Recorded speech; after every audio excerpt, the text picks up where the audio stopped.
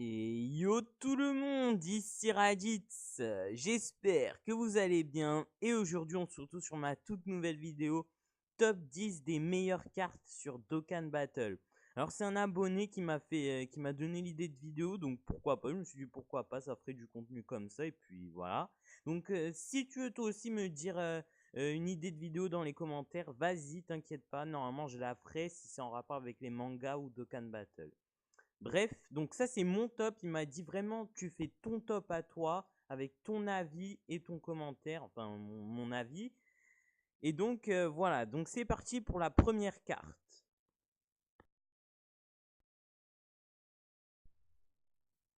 Alors en 10e position, nous retrouvons le Goku LR Tech. Bon, il est bon, hein, il est bon. Franchement, je vais pas dire non. Mais son leader, qu'est-ce qu'il est démodé. C'est du caca. Hein. Maintenant, je vous dis, c'est du caca son leader. Hein. Ki plus 3 et attaque plus 3000. C'est démodé ça. Nous, maintenant, ce qu'il nous faut, c'est du Ki plus 3, plus HP, défense 100%. Donc, je vous avoue, c'est sûr, son leader, il est pas terrible. Mais quand tu le mets dans une team avec Goku Divin Tech et en ami en leader, quand il lance son attaque SP, je peux vous dire que ça fait vraiment mal. En plus, en passive, il a un truc qui est vraiment pas dégueulasse. C'est qu'il fait attaque plus 10 000 et défense plus 3 000 quand il affronte qu'un seul ennemi. Donc il est vraiment pas dégueulasse, à part en leader, je vous l'accorde, mais sinon il est vraiment pas dégueulasse, il est passable. Et donc voilà, en plus c'est la 10e position, donc voilà, il y a encore d'autres cartes qui sont encore meilleures, donc voilà. Alors oui, pourquoi t'as mis le Gohan en 9e position? Attends, je vais t'expliquer. Et d'ailleurs, la miniature, en fait, c'est pas le New Ultimate Gohan, en fait, c'est pas moi qui l'a fait, c'est Fizadri. Alors Fizadri, excuse-moi d'avoir pris ta miniature là, parce qu'en fait, je trouvais pas d'image sur le net, mais bon, j'espère que tu m'en voudras pas. Bon, bref, alors, ce Gohan là, en fait, je l'ai mis en 9e position, parce qu'en fait, je trouve qu'en fait, il est trop restreint. Qu'est-ce qu'il est puissant, hein. Lui, il est puissant. Mais pour le mettre dans une team, pour moi, c'est trop restreint. En fait, ce qu'il a de spécial, c'est qu'il a 100 mixés. Bon, d'ailleurs, attendez. Déjà, en fait, pour tous les personnages qui a 100 mixés, en fait, humain Saiyan, eh ben, il fait Ki plus 3, HP Def plus 170% et attaque plus 130% pour les personnages appartenant à la catégorie 100 mixés humain Saiyan. Donc c'est assez dur en fait quand t'as pas beaucoup de cartes mais que tu l'as en fait parce que clairement il te sert à rien si t'as pas vous voyez là les Trunks et Goten tout ça, clairement il te sert à rien si t'as pas tout ça. Après sinon il est intéressant parce que dans son passif il a défense plus 50% pour tous les alliés de type super, donc ça pourrait être à la limite intéressant pour un passif et attaque personnelle plus 120% et les chances moyennes d'activer la garde. Ça c'est bon. Son passif il est vraiment bon pour lui-même. Donc comme quoi, bon en leader, faut vraiment pas le mettre en leader si t'as pas les Goten. Mais tu peux le mettre dans une team Goku et CJ4 sans problème, ça veut dire. Et inflige des dégâts immenses et augmente l'attaque. Donc vraiment c'est un monstre.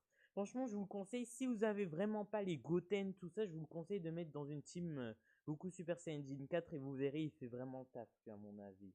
Après, il a des liens famille de Sangoku, voilà. Origine des Saiyans, guerrier Z, bon bref, des liens. Bon, moi je m'y connais pas trop en lien, mais voilà, je pense que ça doit être bon. Et puis voilà, donc c'était pour la 9e position. Alors en 8e position, nous retrouvons le Super Végéto Agi. Alors bon, je vous l'avoue, son leader, il est pas. Enfin, ça passe quand même son leader, mais il est quand même un peu démodé.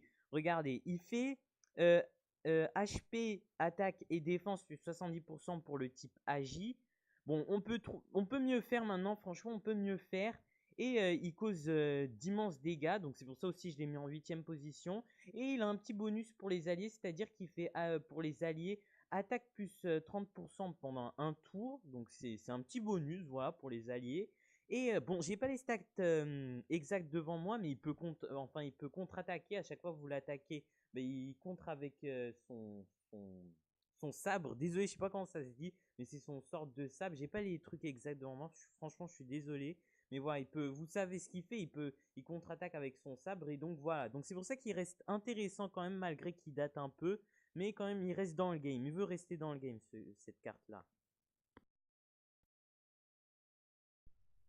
Alors en 7ème position, nous retrouvons le Végéto Blue Endurance. Alors son leader, il est encore plus mauvais que le Super Végéto Agi en fait, parce qu'il fait que qui plus 3 HP, attaque et défense plus 50%, alors que le Super Végéto faisait plus 70%, mais là c'est que plus 50%, donc son leader est encore moins fort, mais il a un truc d'intéressant. Déjà, il cause d'immenses dommages à l'ennemi.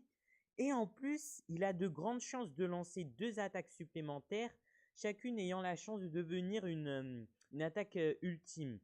Et en plus, quand on attaque, déjà il contre. Enfin, je crois qu'il contre. Oui, oui, il contre. Et en plus, il réduit, si on l'attaque, il réduit de 30% les attaques normaux. Et donc voilà, et puis il a des link skills, des liens, bon, Super Saiyan, Kamehameha, ce qui pourrait être intéressant si vous le mettez dans une Team Saiyan, donc il peut devenir très intéressant. Donc c'est pour ça que j'ai mis en 7ème position, parce il fait plusieurs attaques, et donc c'est vraiment pour ça que je l'ai mis en 7ème position. Et en plus, il peut lancer plusieurs attaques ultimes en plus, donc il est vraiment impressionnant. C'est pour ça aussi je vous conseille, il sera jamais démodé, je pense, cette carte-là. Alors en 6ème position, alors là on monte d'un cran là. Là on se retrouve avec Golden Freezer Tech. Alors lui, attendez. Type, alors pour ceux qui ont type tech, bon j'avoue il donne pas de ki. J'avoue il donne pas de ki. Mais regardez, écoutez. HP pour le type tech. HP, attaque et défense plus 100%. Donc vraiment, il rigole pas celui-là. Inflige des dégâts immenses et réduit grandement la défense. Alors là, c'est vraiment un monstre. Et quand il reçoit les dommages, enfin quand il reçoit une attaque, il est réduit de moins 70%. Et il augmente son attaque plus 70% lorsque ses PV sont à 50% ou au-dessus, je crois. Ouais, ça doit être au-dessus. Donc c'est vraiment, en plus il a Fierce Battle, c'est un lien qui est très utile. Donc vraiment lui c'est un monstre, c'est vraiment un monstre. C'est voilà. Donc franchement si vous l'avez, en plus moi je l'avais mais malheureusement j'ai perdu mon compte. Donc voilà. Bon je vais pas rager, donc voilà. Mais donc vraiment si vous l'avez, je crois que c'est vraiment, pourtant elle date hein, cette carte, vraiment elle date, mais elle reste toujours dans le game. Hein. Moi je vous le dis, elle reste toujours dans le game. Donc voilà, si vraiment vous l'avez, utilisez-la parce que je trouve elle est un peu quand même sous-estimé.